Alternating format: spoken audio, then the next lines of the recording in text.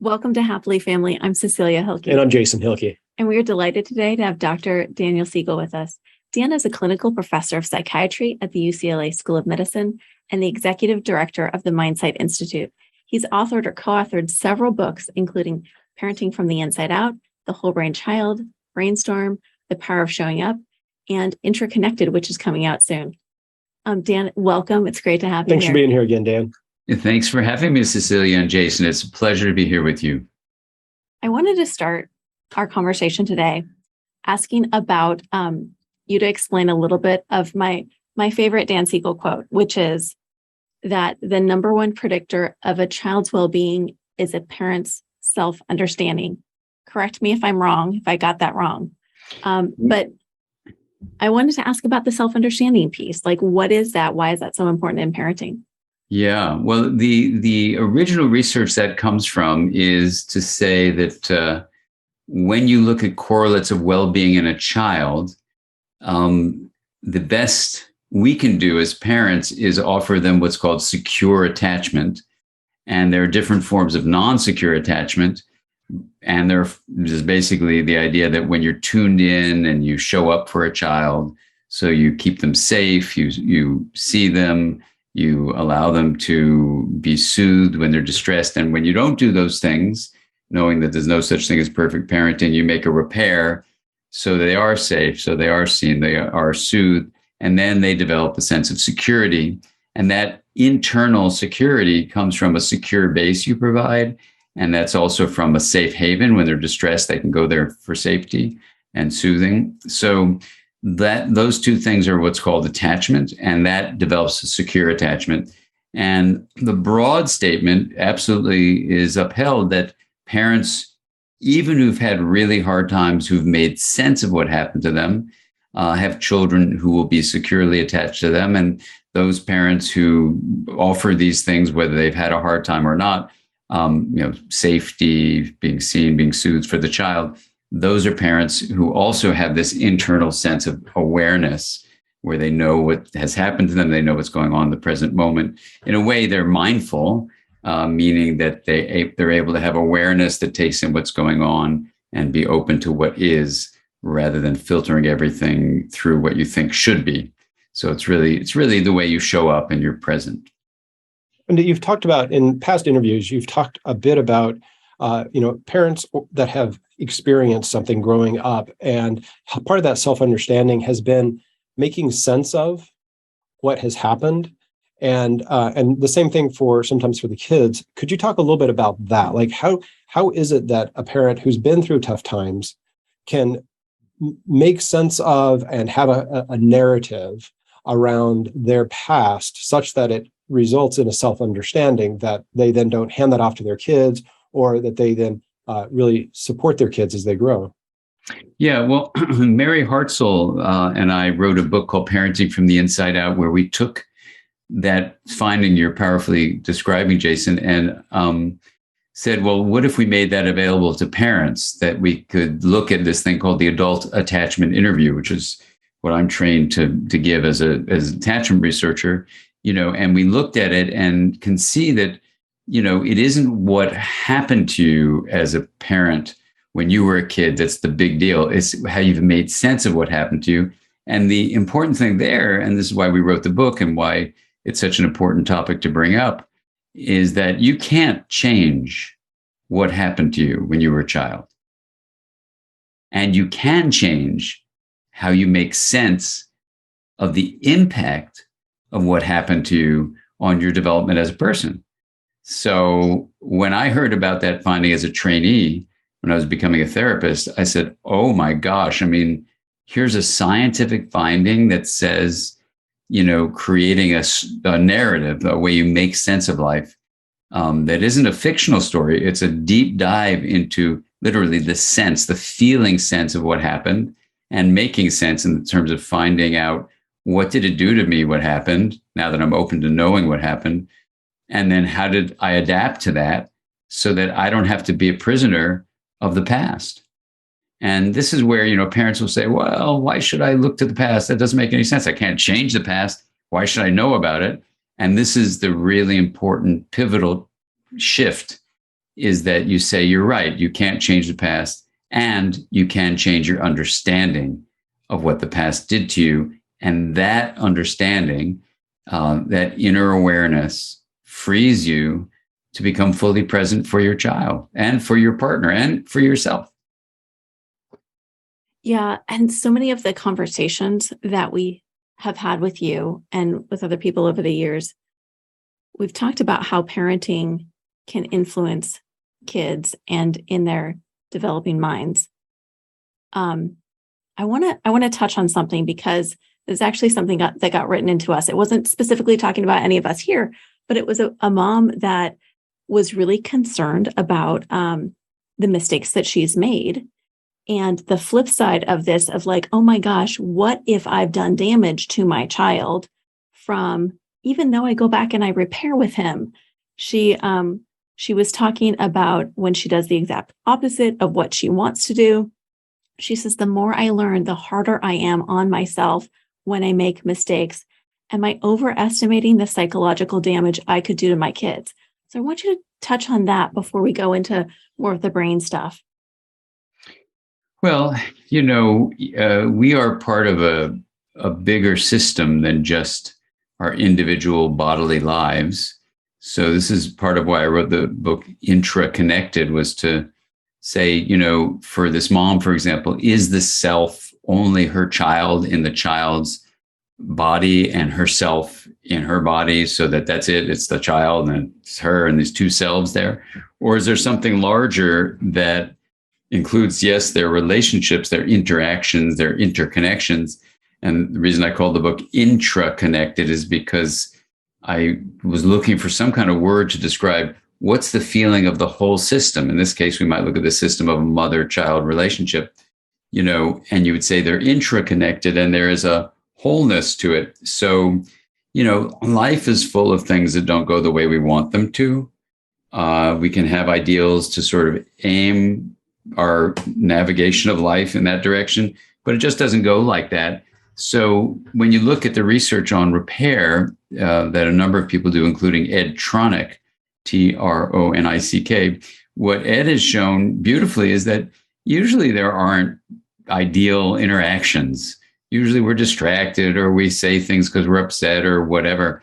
And the crucial thing is making a reconnection. In fact, I'm not saying mess up on purpose, but if you view the times you've not acted ideally as opportunities to deepen a repair and deepen you're being a role model that says, I'm human, that's why I made a rupture, and I'm also a loving human, so I'm going to make a repair here. Depending on what this person writing this question is in, if really terrifying things have happened, physical abuse, sexual abuse, emotional abuse, then perhaps that person needs some, professional support to make sure for themselves that they're working on what's often unresolved trauma or loss beneath that being the source of abuse. And for the child to make sure the child has some healing to do if it was something really, really terrifying like that. So she's not giving the details. But I would say that, just keep an open mind. If something really horrible has happened, then sometimes professional support is needed to make that repair in an effective way. But for the most part, what we do that's not in the abuse category, there are things that are really scary sometimes, or certainly disappointing that we've done, that we can take responsibility and make a reconnection.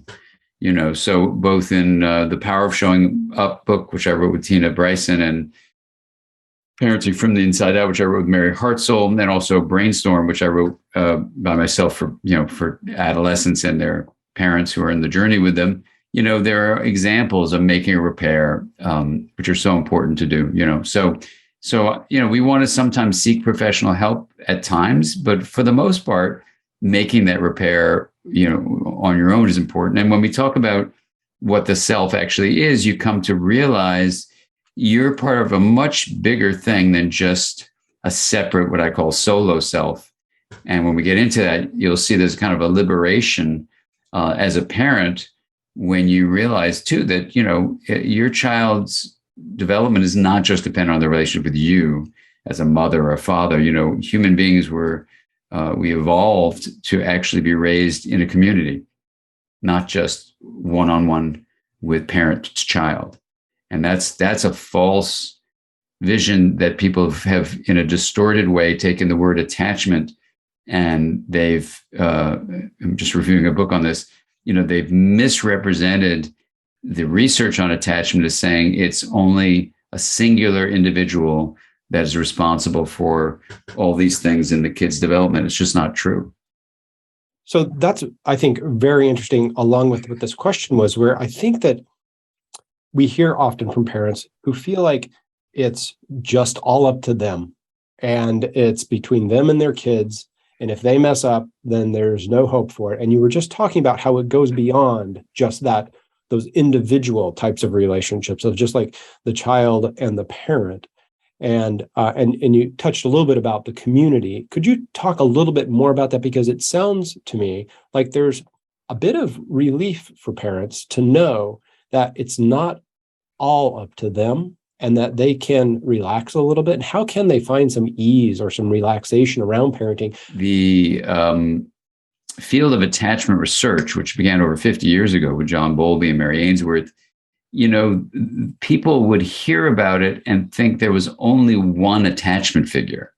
And even to the point of saying it's just all up to the mother, And that first of all is scientifically inaccurate. That's not what Bowlby was saying. It's not what Ainsworth was saying. Yes, the initial way they had to do the research, they were studying a dyad, meaning a pair, an infant and a parent, and the parents in those days that were available were the mothers. So sure, the initial studies were one-to-one relationships. But then when people would take that into the public arena, and they would say things that really completely fit with the view of the self as being only in the body. I mean, that's a whole other thing. You say, of course, the self of my child is in my child's body. Well, actually, no. That's a distortion of the way people in modern times think, in modern culture. Just like they say, oh, attachment is just to the mother. So I'm sure there are people who want to push against that. Please read the book Mothers and Others by Sarah Hrdy, Hrdy, an esteemed emeritus anthropology professor who when you study the history of humanity, we evolved for children to be raised in community. It's called alloparenting. Allo means other. You have a few select attachment figures, it's true, but it's not just the mother. So that's the first thing to say, because some parents will say to me, oh, the mom will say, I shouldn't ever let this child be away from me. That's not good attachment parenting. And I go, well, that may be the term you use, but has nothing to do with what attachment science says. So we have to be careful when people have taken words that are scientifically used and then misuse them. And that's a misuse of it. So it puts incredible pressure and guilt for a mother to feel like she's the only one responsible for the attachment experience. And it's wrong. If you're a human being, it's wrong. Maybe if you're a dog, then it's just the mother. I mean, I've raised dogs. The father doesn't hang around. It's one mother, and she's raising these pups, and she doesn't want any other dogs around. And, it's an 8-week deal. And I remember this puppy who's sleeping right here. When it was time for her mother to leave, she was ready to go, and they just had a 1-year reunion. I don't think she remembered who they were, whatever. All the pups got together now at one, and there's the mom, and it was fun. But I don't think it was like, oh, yay, finally we're back. No, she was ready to go, because that's the way dogs do it. Human beings are not like that. So we have a selective few, it's true, attachment figures. You can have a primary attachment figure. Yes, that's true. And that's important. And everything we're saying about making repair is really important. But it's related to this bigger issue of, we are meant to live in community. And yet the pandemic has taught us, with a virus making us disconnect, how connection is vital. So if we talk about the science of connection, that's really, I think, what attachment is all about. And that widens it to say that the child comes out of the uterus, having been at one with this uterus, really, and now is in a body separate from the uterus, and how life unfolds, and they have an experience of belonging, even though their body is now separate from other bodies. That's what it's all about. And that connection means how this child forms an identity. And in the United States, for example, what the research shows is that identity is going to be super, super separate. And we can just call it, as I do in the book, like a solo self. Cecilia's in that body, Jason's in that body, Dan is in this body. So we say there's 3 separate selves here, solo selves. And I'm going to live like that. And the studies show the more you believe that who you are, that is your identity, is isolated, the unhealthier you'll be. So belonging to something larger than just the body or people who have bodies like yours, that's essential for well-being. And then you say, well, isn't the self just the body? And that's what I try to explore in the book. I try to explore not only a deep scientific view of where the experience of self comes from, but I look at contemplative teachings from meditative practices and indigenous teachings from all over the world, quoting these indigenous elders with incredibly similar statements from all over the planet, whether it's indigenous teachings that were independently derived or for thousands of years, or contemplative wisdom. It actually fits with a modern science view that what's called self-construal, when the self is constructed as separate, life becomes filled with misery. But when we realize we're deeply connected and not even interconnected, where, Cecilia's there, Jason's there, Dan is here, we're interconnected, the inter meaning between. This is where the word intra-connected, the name of this book, came up, because I realized, well, how do we actually articulate in words the connectivity of the whole, so that you realize if a system is made of nodes, you could say, yeah, there's 3 nodes here in this moment, a Cecilia node, a Jason node, a Dan node. But what if the self were the system, not just the individual nodes? Then you realize, you mean I am all of humanity? And you go, yes. And I am all of nature? You go, yes. And there's research to suggest, that I point out in the book, that when you start feeling this larger sense of self with awe, gratitude, and compassion, those are the 3 emotions that are classically called self-transcendent emotions. But when you generate these experiences, I was just with some scientists in Amsterdam. Decker Keltner was one of them from California, but we were visiting with each other there. The studies show when you cultivate these emotions that transcend the separate self. So we would change the name, I suggested to Decker, to self-expanding emotions. Then you start getting healthier and happier. So for all the parents listening, I would say one of the biggest vulnerabilities we have is we live in a culture that tells us the self is separate. And if we keep on with that lie, what's going to happen is our kids will not be very happy or healthy. The society they grow into will maintain this toxic, sometimes you can even think of it as a lethal lie, and things will continue to deteriorate, as sadly we're seeing in this very moment on Earth.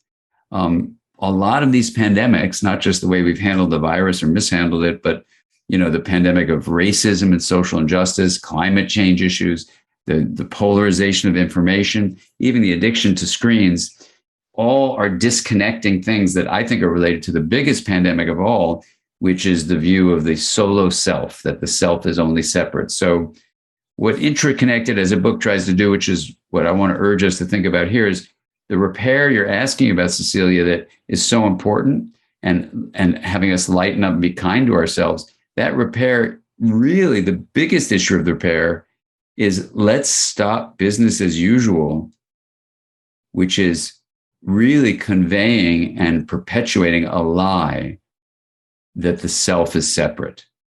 And if we can go at that important level as parents, and then as professionals or educators out in the world, I think there's a real chance we can turn this huge heat wave that we're experiencing around, and people can realize we are all of nature, and this is something I think humanity is capable of doing. The question is, can we get our acts together, literally, and actually achieve it?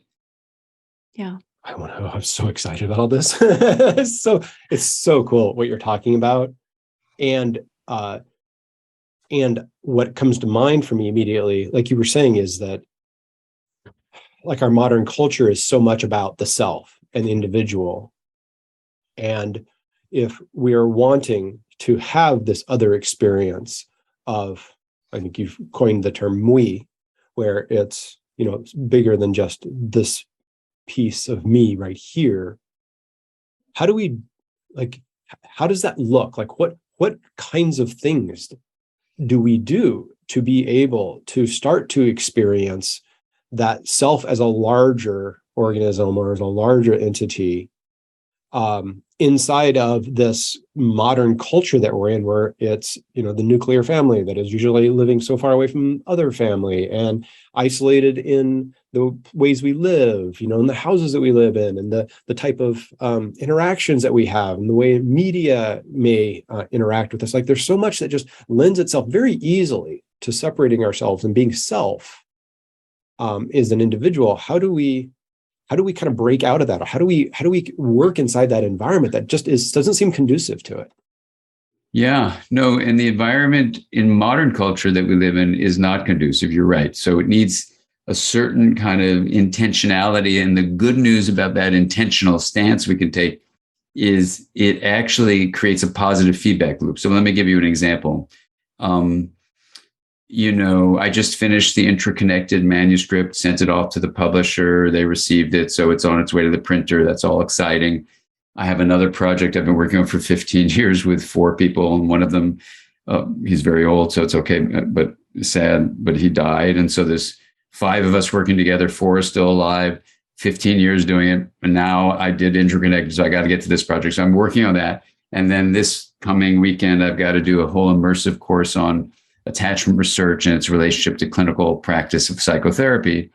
And so, as we talked about, I'm doing all this review of what, 50 years of empirical research shows or doesn't show, and then I look at my calendar and I see I'm going to be speaking with Cecilia and Jason during an hour when I really should be preparing for this course, right? So now the individual me, the separate Dan, goes, why was this scheduled? I've got this big thing I'm doing coming this weekend. Oh my God, oh my God.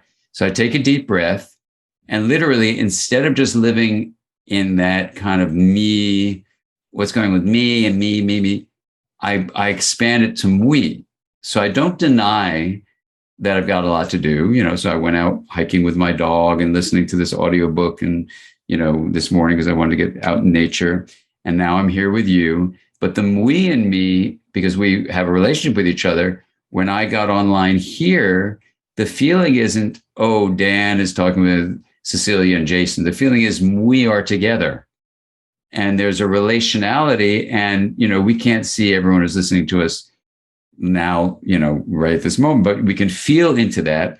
And when you start living into the we, it's kind of like, think about an identity lens where, just like, let's talk about your focus of attention. Try this little experiment. Take your hand and put it in front of you with your thumbnail facing your eyes and just look at that thumbnail. Okay. So that would be a close-up kind of narrow focus of attention, right, on your thumbnail, right? The thumbnail is true. It's real. You have a thumb. Most of us have a thumb anyway. If you don't have a thumb, use another finger. And if you don't have a finger, just look at your arm. You can focus close up, right? But now, keeping your hand there, just look past your thumb. So you're not even moving your thumb, and let the whole visual image, in my case, it's through some windows, let a broad focus of attention take in past your thumb, Jason, past your thumb, way out beyond that. Now, you even if you have just the screen, I've got windows behind my screen. So now I look there. Now I'm intentionally shifting the focus of attention. It's like a lens, right? You can take a lens of a camera, you can focus up close, like on your thumb, you can go wide. Identity can be exactly the same. We are not saying that you don't have a body. If you're hearing Cecilia and Jason and Dan speaking here, the chance is very likely you have a body. So we are not saying you don't have a body. And if you wanted to name the self within the body, this inner self, let's just call it me. That's what you would say about yourself, me. We might say it's you. So you have this me, but then when you widen your identity lens, you go, oh, I see, I've got a body. That's like looking at the thumb, that's close up.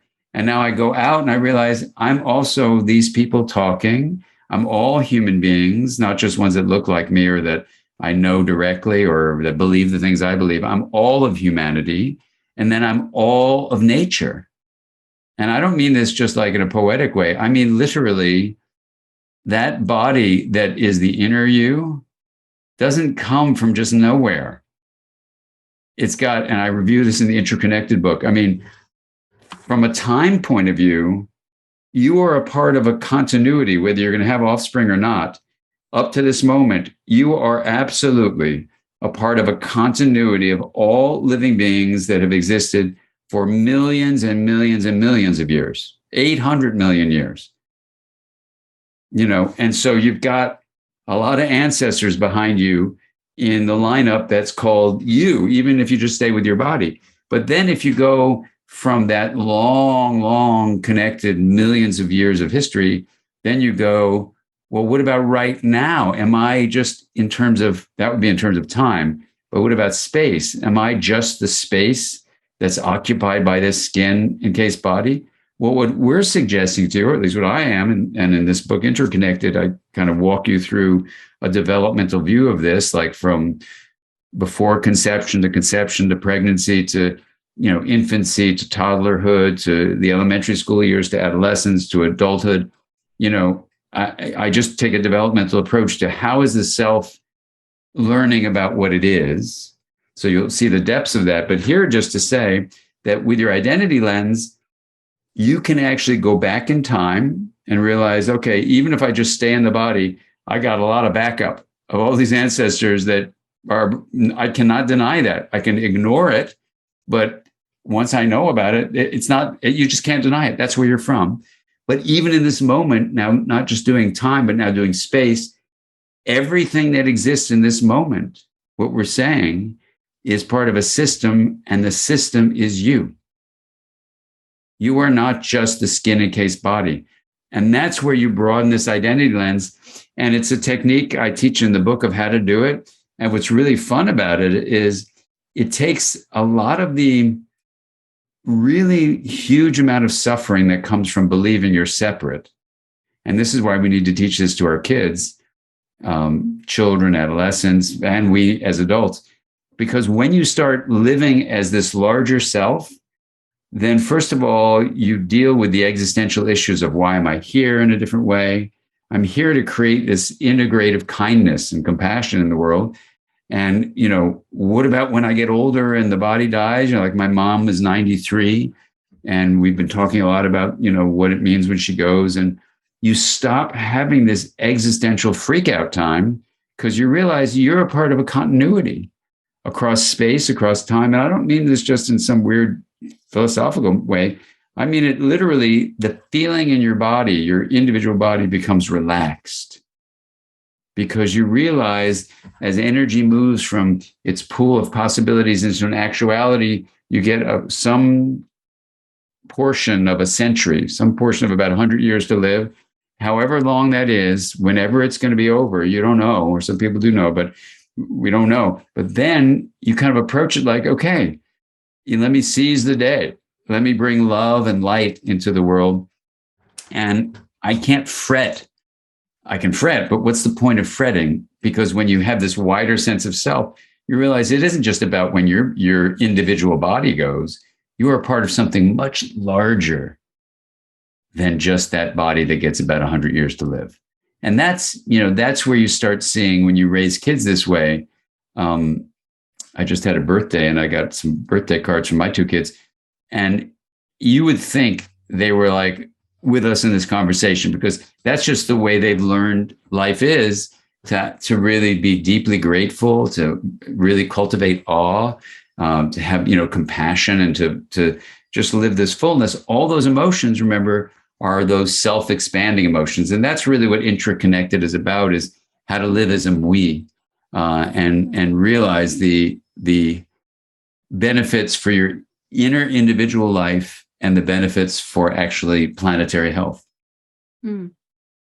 You've said so much, and I think it kind of comes back to the concept of repair, at least for me. One of the takeaways that I'm holding on to from this conversation is, even though we started talking about the repair between a parent and a child, the more fundamental repair is actually repairing our own sense of us being an individual self.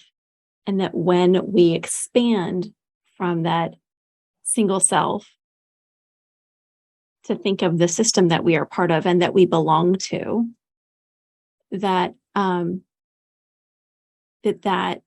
that makes parenting easier too. We're recognizing our child is also part of that system, that the neighbors are part of that system, that our friends are part of that system, other parents, other teachers. Like it takes a little bit of the pressure off. Repair stops being like the thing of like, oh, this is what I'm trying to do to like fix the damage. To actually repair is when I'm repairing my separate self. It's like it's the opportunity. Exactly. Oh, that's so beautiful, Cecilia. It's so beautiful what you said. And yeah, because it becomes in a way truer parenting instead of this false pressure. Oh my God, it's all about attachment and all about my relationship. Oh my God. That's a lot of pressure. That's false pressure, because when you realize you are not just the inner self, the me, you're also the we. So it's the we, it invites, it's kind of a shift from the pressure of saying, I've got to make things happen a certain way. And oh my God, if they don't happen a certain way, it's a dire consequences. Instead, you drop into this spacious place of love, really, where you let things happen.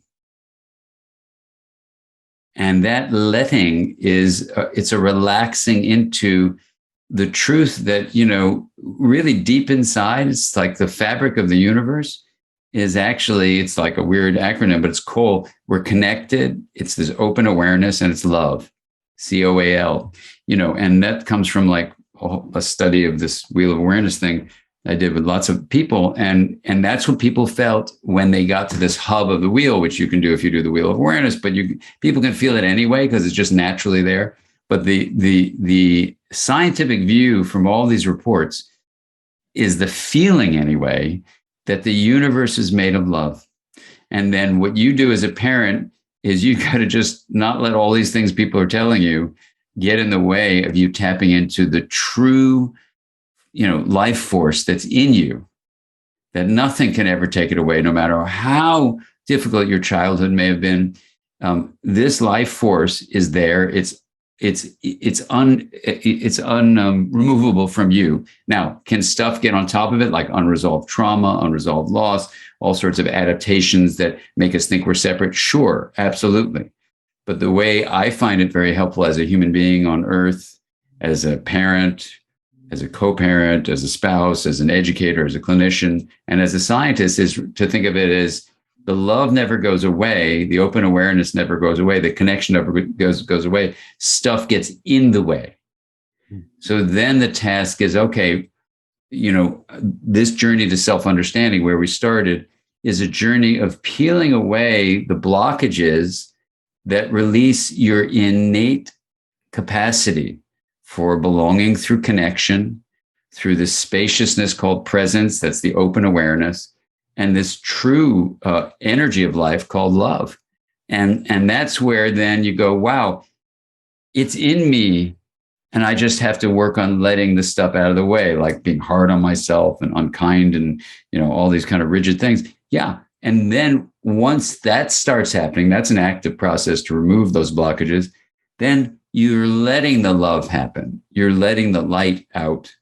And you can see in people's smiles and the glow in their eyes when they start realizing, wow, I don't have to construct that love. I have to release it.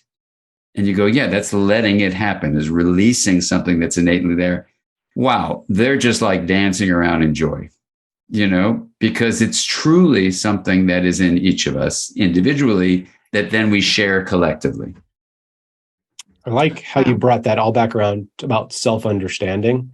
And like all of a sudden, self-understanding has a different meaning to me after this conversation than the way we started that. That is so cool. It's so interesting because, that term self-understanding, you could say, oh, let me understand what I went through in my childhood. It's true. But now, just like you're saying, self-understanding then becomes, whoa, the self is just not inside this body. It's a me and a we. So the self is more a we, this intra-connected whole. And if we can start doing that even just as a parent group on the planet, we are going to make a different world, and we can really make a difference. I know there's so much going on these days. It's easy to feel helpless and hopeless, for sure. And I'm with you on that. I wake up sometimes feeling that way. And then, I think about something I talked with a dear friend and mentor of mine, Joanna Macy, about, and we were saying, well, how do you actually, she calls it active hope. How do you actually face these challenges of life without seeing them as threats? Because if you see them as threat, your whole bodily system will take on a fight or flee or freeze or even faint reaction. And it's going to be exhausting and you're going to burn out. So what I said was, well, what if we saw it as a dance instead of a fight?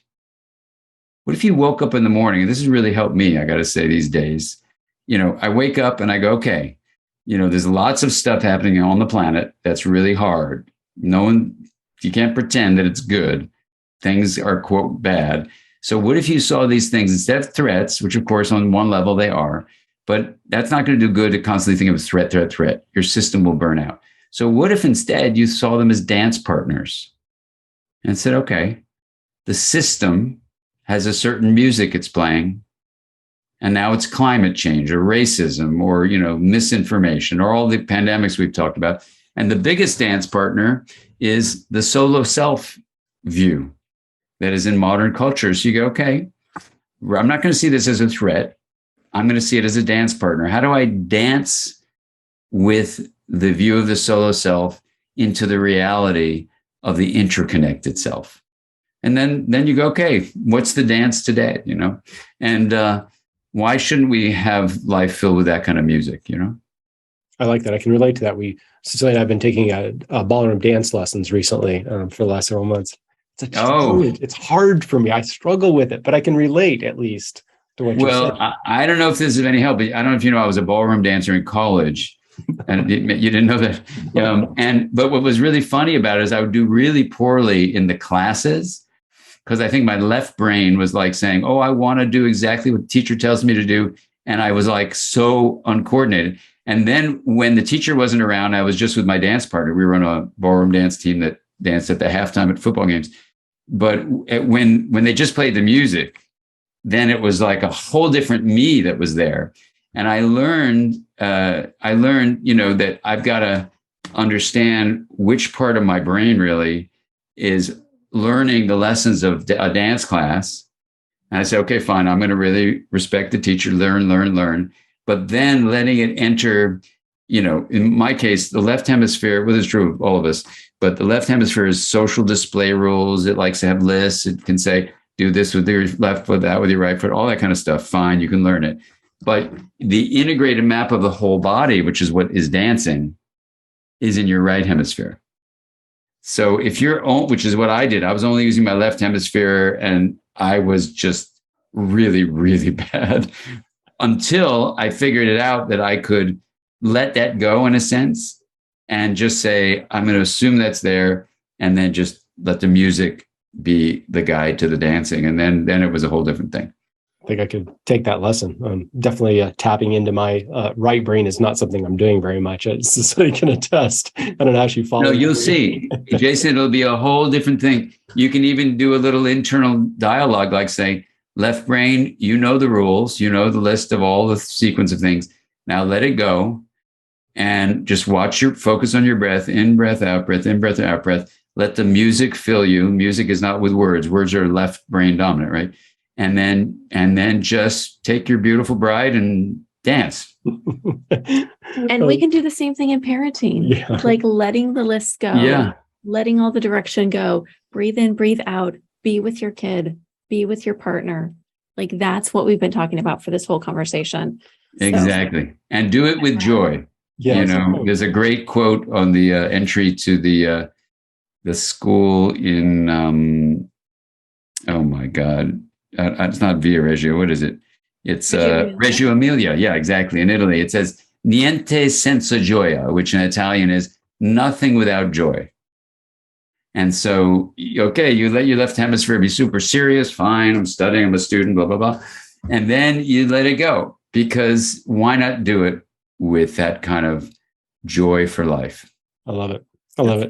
That's fantastic. Dan, thanks for taking the time to talk to us. Especially, I know you have a super busy schedule, and really love talking to you. You have so much that you offer here in these talks, and in your books, and in your talks, and in your all the courses you do, just so much. And it really is making a difference in the world. And I just really just want to honor that, and how you are such a mover and shaker in changing the world through parenting and through understanding the brain. So thank you for that. And thank you for this time. What would be the best way for people to find out more about your other books and courses and everything that you have to offer? Yeah, just go to the website, Dr. Dan Siegel, DrDanSiegel.com. DrDanSiegel.com will have stuff there, and then it'll link you to our courses and books and all that kind of stuff. Great. We'll put a link in the speaker notes to go to that as well. And just thanks again for taking this time. As always, it's good talking to you, and we wish you luck with the future books that you're writing. And I know you're doing some heavy research right now. Good luck with that. And we'll be in touch with you and talk to you again soon, hopefully. Wonderful. Thank you both. Great to be here with you, and we thanks you. Thank you.